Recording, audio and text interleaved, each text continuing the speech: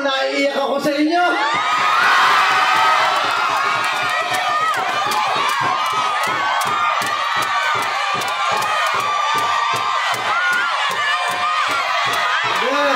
Mga batang Tondo, sa totoo lang,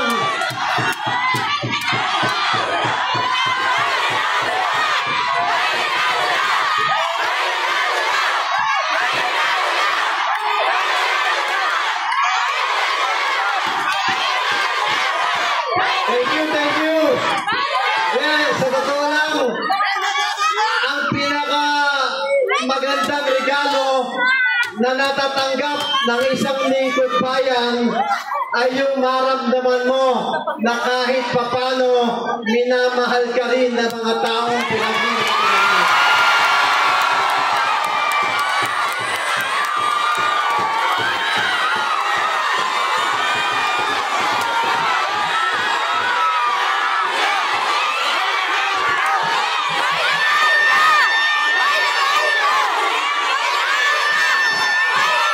Thank you. Mga batang Tondo, sa ilang dekada taon na nagkakasama tayo, ngayon ramdam na ramdam ko na ang Tondo sa maliit kong kaparaanan natutupad ang pangarap ko na maging isang pamilya lang ang mga batang Tondo.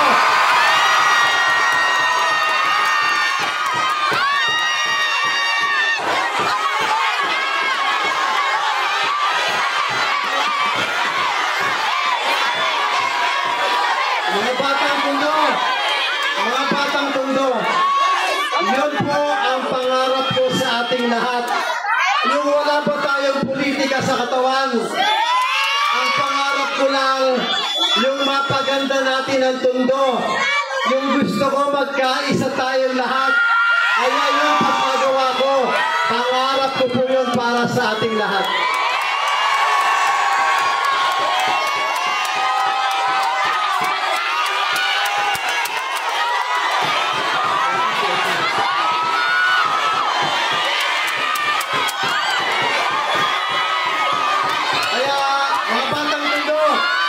Mula naman sa aming grupo ulit, gusto ko lang tumindig sa inyong lahat ngayong gabi dahil sa gusto ko lang banggitin yung pangbatang Tondo na tunay na kasama natin ang Batang Maynila, ang nag-iisang Yorme ng Maynila!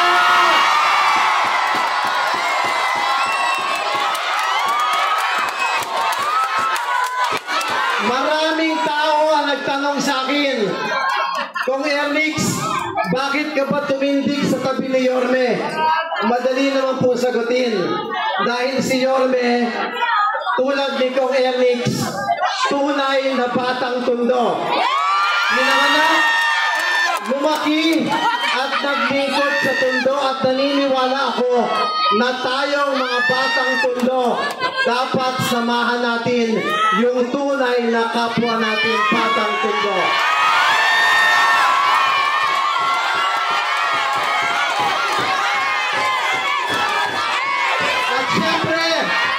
At syempre, naniniwala po si Kong Ernix, nung panahon ng pandemya, lahat tayo namumroblema, pero merong isang Isko Moreno na tumindig sa mga batang Maynila at binigtas ang buhay ng mga Manileño.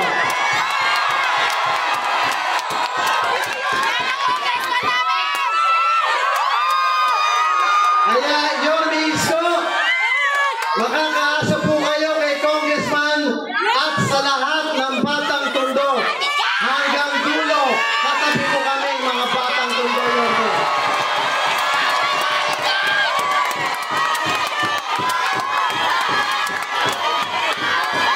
At siyempre, ang partner niya, ang ating magaling pa kumanta at matalino, Vice Mayor Chi Atienza. At narinig niyo po ang ating mga konsehal dito sa likuran ko. Ako naman po, ang inyong congressman na unang-una, nagpapasalamat ako sa inyong lahat utang na loob ko sa mga batang Tondo kung nasaan ako ngayon. Salamat sa pagkakataong binigay niyo sa akin. Sana sa 3 taon na nagsilbi ako, hindi ko kayo napahiya sa pagiging congressman ni Ernix Bonifacio.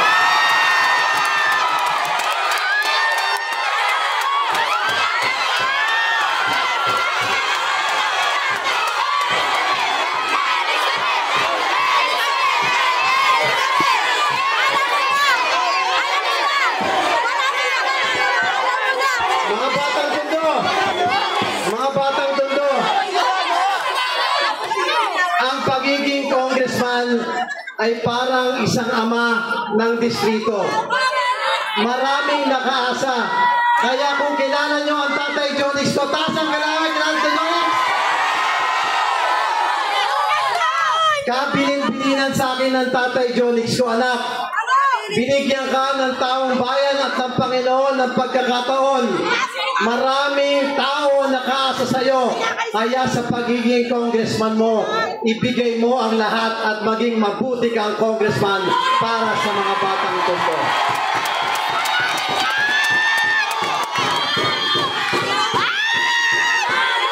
Sa inyo lahat, mga batang Tondo, total malapit na ang eleksyon. Tama mali? Maraming mga katunggali sa politika. Kami ni Yorme, congressman at konsihal. Marami na naman lumulutang na mga paninira ng ibang tao. Tama mali?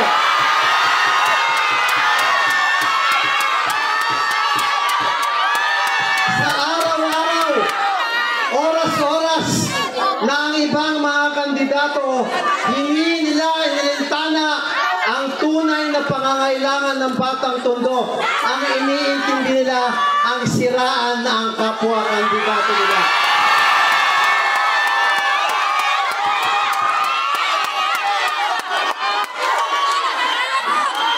Isa lang naman ang tanong ko sa kanila ano ba ang ginawa kong kasalanan para siraan niyo ako ng ganyan?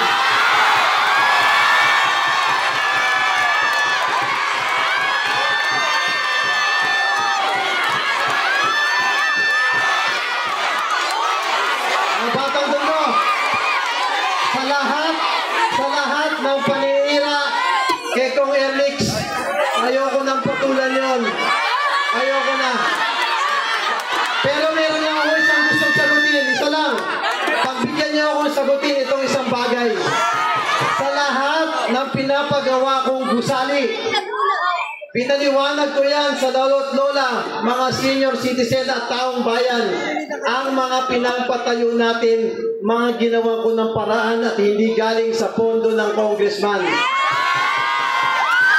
Ang masakit lang sa akin na yung mga ibang kandidato, puro tinuturo ang mga pinatayong gusali ni congressman.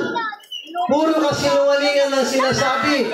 Pati yung UDM, sinisira, hindi daw ako nagpatayo. Wow! Mga batang Tondo, ito na lang pumunta po kayo doon sa Bitas. Makikita nyo ang official na nakalagay kung sino ang nagpatayo. Kayo na tumingin. At doon naman sa mga kandidato na puro pintas ng pintas doon sa mga pinatayo natin na hindi pa nagagawa ng mga dating congressman. Ito lang po masasabi ko sa inyo. Yung anak nyo, alam ang taong yan, yung kung Ernix ang congressman, alam din ng taong bayan.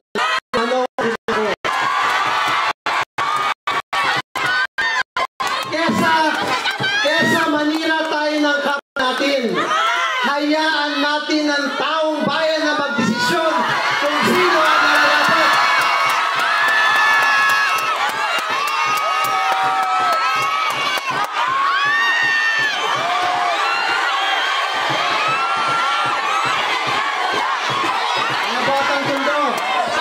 Mga batang Tondo, ito lang ang simpleng bilin ko sa inyo lahat.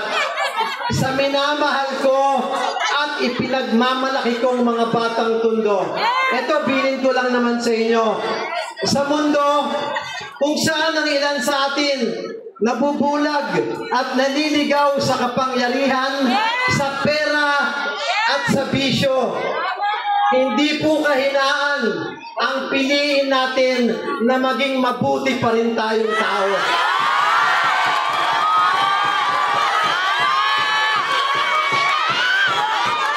Kaya kahit kaliwa, kanan, harap, likod, ang paninira sa akin ng katunggali ko, pipiliin ko na maging mabuti pa rin sa kanilang lahat.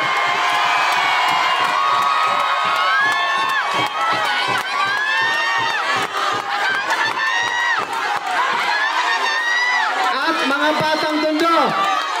batang Tondo, nung binoto niyo ako bilang congressman noong 2022, hindi ako naging congressman lamang ng Maka-Ernix. Kaya kahit masakit ang ginagawa sa akin ng iba, makakaasa kayo. Kahit kinakalaban ako ng iba, makakaasa kayo. Mahal ko pa rin kayo at paglilingkuran ko pa rin kayo.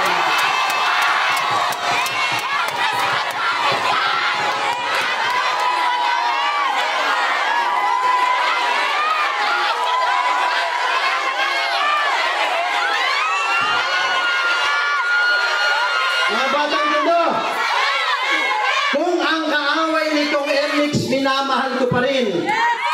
Pero, tandaan nyo, ang mga tumatayo sa tabi namin ni Yorme, hindi po namin kayo makalilimutan. At kung yung anak niya namin, minamahal namin, kayo, may awa ang Diyos, 10 dobling pagmamahal ang ibabalik po namin sa inyo.